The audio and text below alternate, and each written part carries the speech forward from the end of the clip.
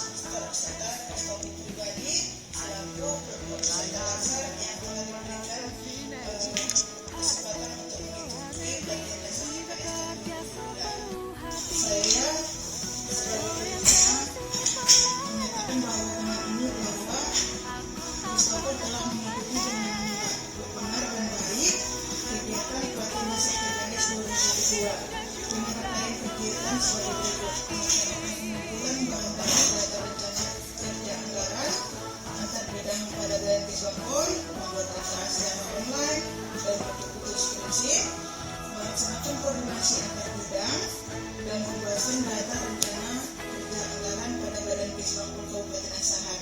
Keempat, melakukan verifikasi dan evaluasi rencana kerja anggaran dan yang telah dirubah dan diinput pada spreadsheet.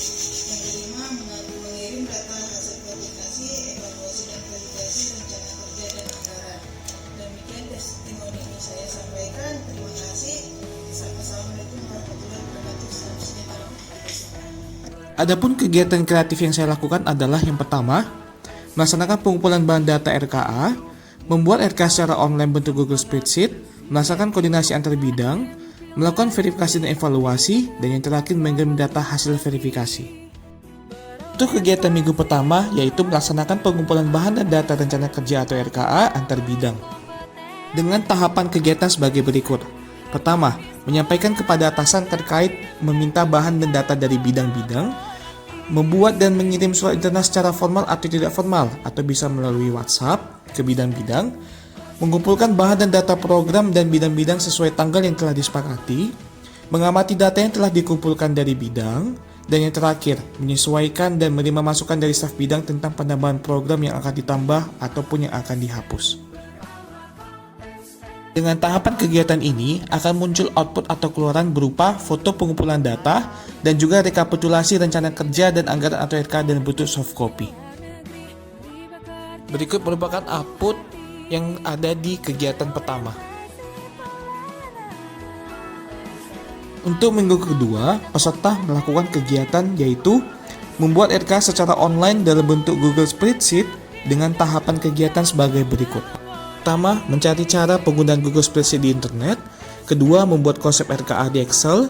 Ketiga, membuat format RKA secara online. Keempat, melakukan uji coba format RKA. Dan yang terakhir, memprint hasil format RKA. Adapun output dari kegiatan dua ini adalah print bahan data rencana kerja dan anggaran RKA, output foto kegiatan peserta, dan juga output format bentuk RKA di Google Spreadsheet. Adapun kegiatan minggu ketiga yaitu melaksanakan koordinasi antar bidang tentang pembahasan data rencana kerja dan anggaran atau RKA. Tahapan sebagai berikut. 1. Membuat dan mengirim surat internal kepada bidang-bidang untuk dikumpul sesuai jadwal, mengumpulkan masing-masing bidang ke ruang rapat dan membahas bahan dan data rencana kerja atau anggaran yang akan dikerjakan. Ketiga, mensosialisasikan cara penginputan melalui Google Spreadsheet. Keempat, menerima data yang diberi atau disampaikan oleh staf bidang dan meminta data yang belum disampaikan. Dan yang terakhir, mencetak data yang sudah diinput oleh staf-staf bidang. Hal ini bertujuan untuk mensinkronkan data antar bidang. Adapun output untuk kegiatan 3 adalah pertama, berita acara rapat, kedua, foto rapat, ketiga, RKA yang telah diinput, dan yang terakhir, daftar hadir mengikuti rapat. Kegiatan minggu keempat yaitu melakukan verifikasi dan evaluasi rencana kerja dan anggaran atau RKA yang telah dirubah dan diinput di dalam Google Spreadsheet dengan tahapan sebagai berikut. Pertama, berkoordinasi kembali dengan staf bidang sudah sejauh mana pengisian RKA di Google Spreadsheet. Kedua, memeriksa data RKA yang sudah diinput oleh staf bidang melalui Google Spreadsheet. Ketiga, menggabungkan dan menyelaraskan data RKA secara keseluruhan dari bidang. Keempat, melaporkan hasil input RKA melalui Google Spreadsheet kepada pejabat fungsional perencana. Dan kemudian yang terakhir, mencetak data RKA yang sudah diverifikasi dan dievaluasi. Output di kegiatan 4 adalah pertama, hasil print verifikasi data rencana kerja atau anggaran RKA, kemudian RKA di Google Spreadsheet, kemudian yang terakhir output foto-foto kegiatan pelaksanaan.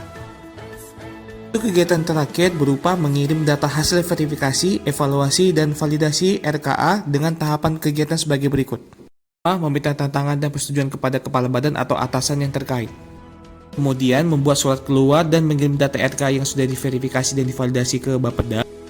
Meminta surat keluar dari Bapeda dan melaporkan kepada atasan. Output kegiatan kelima sebagai berikut. Surat pengantar ke Badan Perencanaan Pembangunan Daerah atau Bapeda, foto kegiatan, format RKA Google Spreadsheet yang akan digunakan, dan RKA dikirim yang akan dicetak menjadi DPA. Hambatan dan strategi cara mengatasi. Pertama, melaksanakan pengumpulan bahan atau data RKA, hambatannya kurangnya waktu dan persiapan, dan strateginya membuat surat ke antar bidang. Dua, membuat RKA secara online dan bentuk Google Spreadsheet, hambatannya belum pahamnya peserta, strateginya mencari referensi dari YouTube atau media lainnya. Ketiga, melaksanakan koordinasi antar bidang, hambatannya kurangnya minat dan waktu yang dimiliki oleh staf, strateginya membuat surat absen dalam melakukan koordinasi atau rapat. 4. Melakukan verifikasi dan evaluasi RKA yang telah dirubah dan diinput di Google Spreadsheet.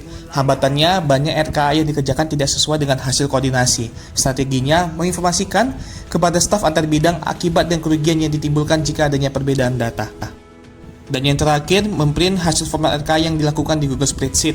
Hambatannya, banyak RKA yang melewati tenggat waktu pengumpulan sehingga hasil format RKA-nya tertunda. Strateginya, menginformasikan kepada staf antar bidang akibat dan kerugian yang akan ditimbulkan. Adapun perubahan isu di sebelum dan sesudah.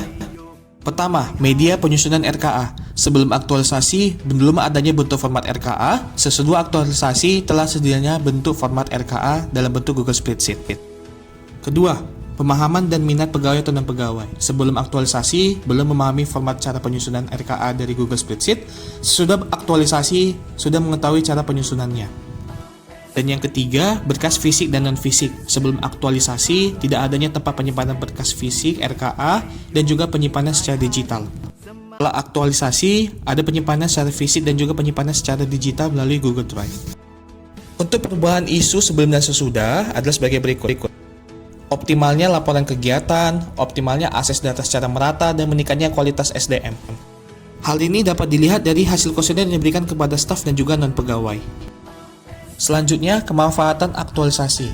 Kemanfaatan aktualisasi terdiri dari 4, yaitu manfaat bagi peserta, manfaat bagi pegawai, manfaat bagi masyarakat, dan juga manfaat bagi instansi. Manfaat tersebut dapat kita lihat sebagai berikut. Adapun kemanfaatan aktualisasi ini bertujuan untuk meningkatkan kompetensi dan kreativitas sesuai core values berakhlak. Adapun hasil kesimpulan pada agenda habituasi sebagai berikut. Dalam menjalankan tugas, ASN haruslah menerapkan nilai-nilai berdasar ASN berakhlak. Mampu menjadi ASN yang memiliki mental melayani, memberikan pelayanan, serta mengerjakan pekerjaan dengan baik dan benar. Dapat meningkatkan optimalisasi penyusunan RKA, serta terciptanya pegawai dan non-pegawai yang dapat mengerjakan Google Spreadsheet. Adapun rekomendasi, pertama, dapat menjadi contoh bagi ASN yang ada di lingkungan kerja masing-masing.